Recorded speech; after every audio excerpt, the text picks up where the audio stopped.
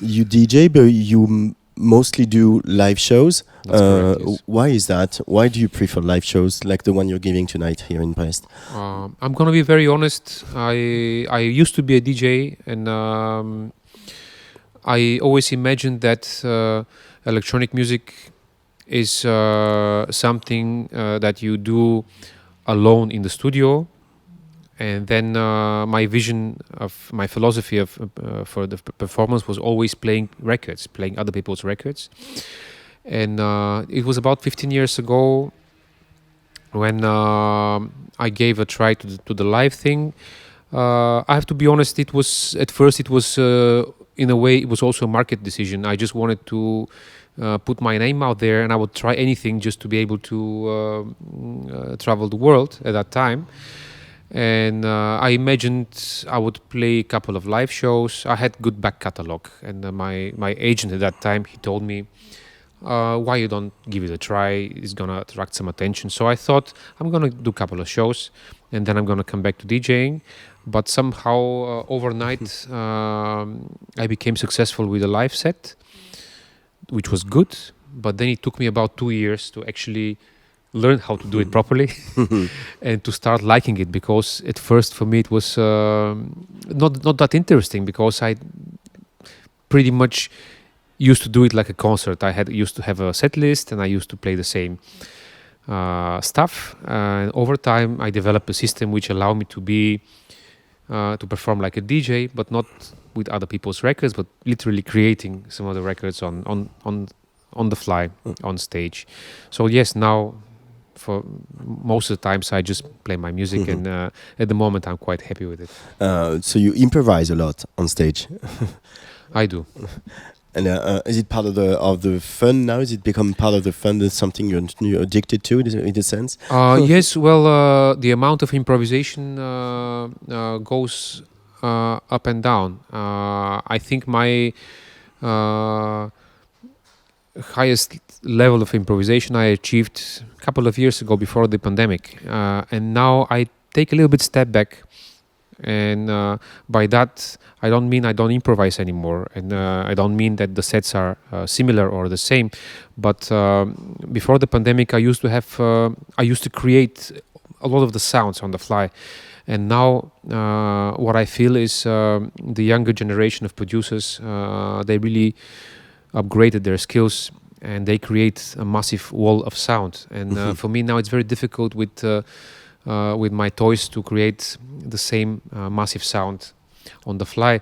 So now by improvising less, I mean I just have loops, elements which are made in the studio to create that pressure, sound pressure, but I still layer a lot of stuff. And now I'm in the process of again trying to reinvent myself and trying to come back to more completely improvised sets. But it's always a process with you learn something, you use it, and then somebody else maybe becomes better at it, and then you get inspired and you start learning again. So it's a process, and now I'm again in the process of learning how to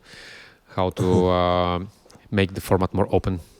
Do you, in a sense, put your studio on stage, or in your work these are two very separate things, live and studio, or what are the connections? Again, it's a process. In the beginning, my production work was a very boring process.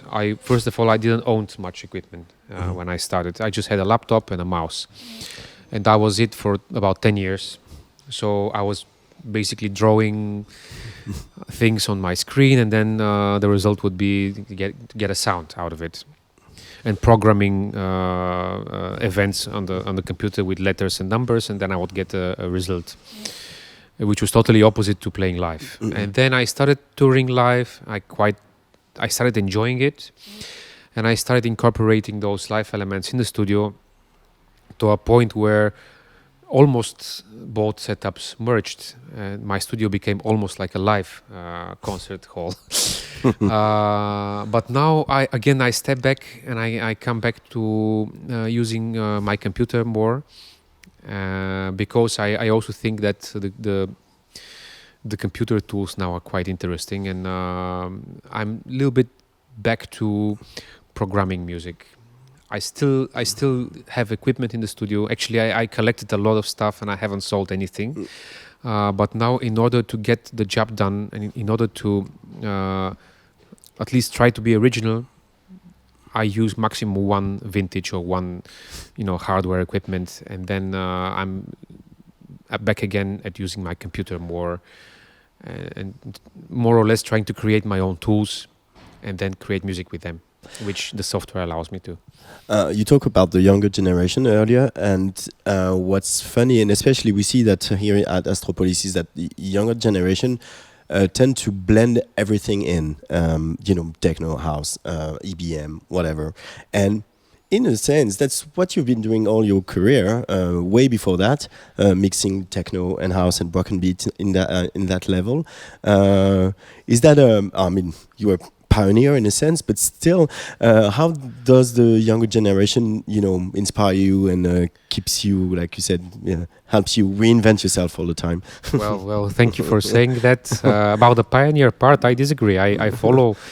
We all follow. We are all inspired by something else. But yes, I definitely did that. I mixed different genres, and probably that was the reason I didn't become a DJ superstar, because there was a very long period where the public would expect the DJ to play subgenre of a subgenre of a subgenre, and I would be all over the place. But then the live set allowed me to do my own thing, because the public is. I think the public is a little bit more forgiving if they see a concert, if they see that you present your own music. And I have to say, I definitely did that. I mixed a lot of my inspirations, but somewhere along the line, I think I also became a bit one-dimensional for my own standards. And what happened now? With the young generation is very inspiring for me, because I kind of lost my way into experimentation, and now with the artists which are currently popular amongst the youngsters, a lot of them, they haven't played or done music 1 or 2 years ago, but the whole situation with the pandemic kind of accelerated that change of generations, and a lot of the new kids, they don't know much history, and that's not necessarily a bad thing. They don't care. They don't follow dogmas. They break the rules, and that's pretty amazing. I'm very, very amazed by some of the new kids on stage, and now I'm inspired and I'm following again. You said in an interview for Billboard, I also like the music to be a bit irritating. Why is that? I don't know. I was not into pop or rock music when I was younger. I was always into arts, but I was really into drawing, and I liked music, but I was not a music addict. And I was not a big fan of any band or a singer. And I like disco music. When I was a kid, I used to buy some disco records, but I was not a crazy fan of someone who go to concerts and follow. And then it was about the year 1991, 92, when there used to be this radio show for dance music every Sunday, and the radio DJ played a track that really blew my mind, and he said, well, okay, that's techno. And that was that made me from somebody who generally likes music to somebody who became addicted to music, because there was something that shocked me. It was a mixture of pleasant sounds and sounds that are so extreme that I was not really sure if I liked them or not. And that was a very special experience in my life, and I always remember that moment of hearing something that's too much information at once, and pleasant, but also on the border of of something that you can process. So that's why I say that I like the music to be nice, but also sometimes a little bit irritating, because that was my first connection with the music I love, and I try to preserve that feeling. Your music is very colorful, dynamic. What do you want it like that? Does it have to do with the movement? Because techno is about movement. It's like you can grab the music, you can visualize it when you listen to your tracks. Yeah, I have many inspirations in the dance music. I think because I grow up in Bulgaria, and at the time when I was getting into the dance music, we still haven't got much of a culture. We just became a democracy. That was in the early 90s. And we also were into financial crisis at that time. So basically, the only access to music was pirate cassettes and some radio shows, including the French radio. Just give me 1 second. Radio France Internationale. They used to transmit the show from Radio Nova on the weekends, where I believe Laurent Garnier was playing. Yes, he was. And basically, I had all these bits of music from here and there. Sometimes more on the cheesy side, sometimes more on the more intelligent side. But I couldn't specialize in one niche. And I think my music now, sorry for starting from such a far point with my answer, but I have all these different musical moments in my life and inspirations. And now when I make records, when I play records, I just cannot be very niche. And I try to put all these things together, and I think that creates that color. And then the movement, it probably comes from the fact that I play live, and I adopt that way of making music as well. So I think the movement comes from the physical approach to making music, and then the color is from this, different elements that I connect from an early age. What was it like growing up in the 80s behind the Iron Curtain musically? What kind of music did you have access to? Oh, that's a very good question. We had one record label. It's state-owned? Yes, state-owned, yes. It was called Balkanton. And basically, that label would, beside releasing Bulgarian artists, which were very few, approved by the state, of course, they would license records from the rest of the world, mostly from Russia, the Soviet bloc, a little bit of East Germany, and music that the government would consider safe for the society. So yes, I had a record store right in front of my school. I was a little kid, and I would go to the record store. The records were very cheap, vinyl records, ultra cheap. I could afford them, but maybe there were 40 records in total you can buy, and that's it. After a couple of months of collecting, you just have all the records. So that was the experience. Unfortunately, very limited, but also that made me appreciate the music. Later on in the 90s, when things opened up a little bit more, then the problem was the budget. The budget financial crisis. Because, yes, the first record store in Sofia, a proper DJ record store with new records, opened in 1993. And a record would cost quarter monthly wage. I couldn't imagine.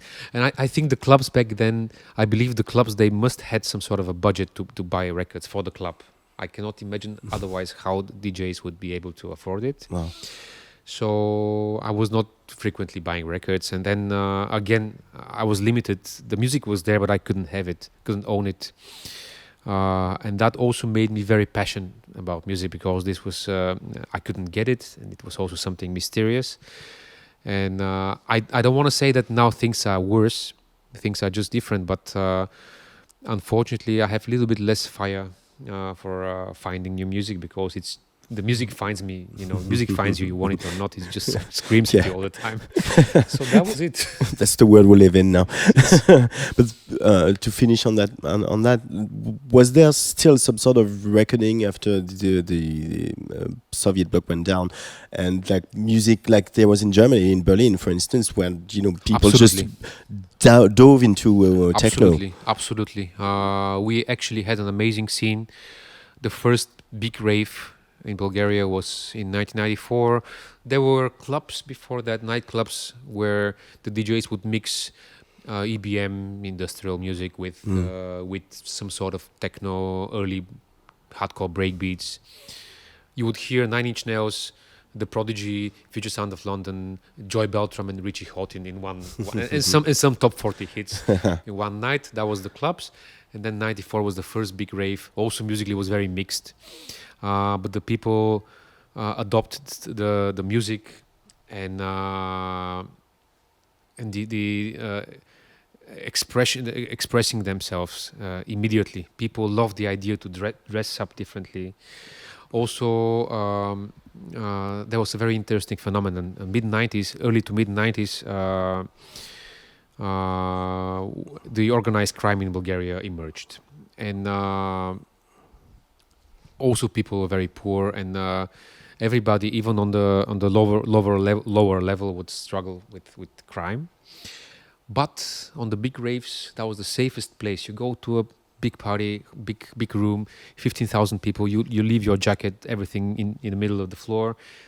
3 hours later, you come back, you pick your stuff up. At the same time, where people would be robbed on the street, the people would take their sneakers.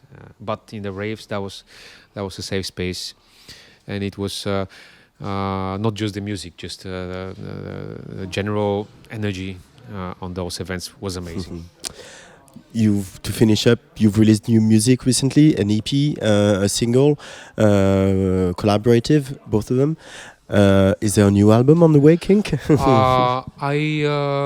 I think I'm not gonna focus on albums in a near time soon, because it's very difficult for me to focus my attention in one direction. And I did 2 albums, I believe, so far, and it was very difficult for me because I was not able to create something that's homogenic. I jump from one side to another side musically, and I'm more comfortable to create EPs or singles. So I'm gonna do a lot of stuff now, but it's gonna be more one by one or for a track collection of 4 or 5 tracks maximum. So what's just done now is a release for a German label called Mutual Rhythm. I discovered the label kind of recently, maybe 1 year ago, and I'm very happy with their direction, because they release techno music but with some sort of warmth. And I think now in times of extremes, where people either play ultra heavy or ultra romantic and melodic, with this record label I found a good medium. So that's gonna come out in June. I made 4 tracks for the label. I continue. I run a little local label. It's in Sofia. It's called Sofia as well. So the next thing with Sofia is going to be a compilation of all my local friends and 1 track of me. That's going to be 5 tracks in total. And basically, this is it. I'm just constantly producing, and I'm gonna from now on I'm gonna release more frequently on smaller portions, instead of making one giant collection of tracks that doesn't even fit together. Thank you so much, KiNK, for your time. My pleasure. Thank you very much for the support.